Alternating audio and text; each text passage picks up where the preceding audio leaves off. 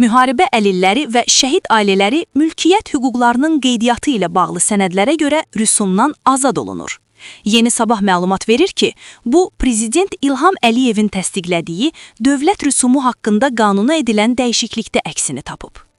Daşınmaz əmlakın dövlət reyestri haqqında qanunun 6-cı və dövlət rüsumu haqqında qanunun 26-cı maddələrində daşınmaz əmlaka mülkiyyət və başqa əşya hüquqlarının dövlət qeydiyyatına alınması ilə bağlı sənədlərin verilməsinə görə tutulan dövlət rüsumunun dərəcələrini müəyyən olunub. Buraya aiddir, daşınmaz əmlaka dair hüquqların dövlət qeydiyyatına alınması ilə bağlı reyestrdən çıxarışın, texniki sənədlərin, pasport və plan ölçü verilməsi, torpaq sahələri üzərində hüquqların qeydiyyatı üçün mərz çəkmə işlərinin görülməsi, daşınmaz əmlak üzərində hüquqların məhdudlaşdırılmasına, yüklülüyünə dair dövlət reyestrindən arayışın verilməsi, ipotekanın dövlət qeydiyyatına alınması, eləcə də daşınmaz əmlaka dair başqa hüquqi hərəkətlər.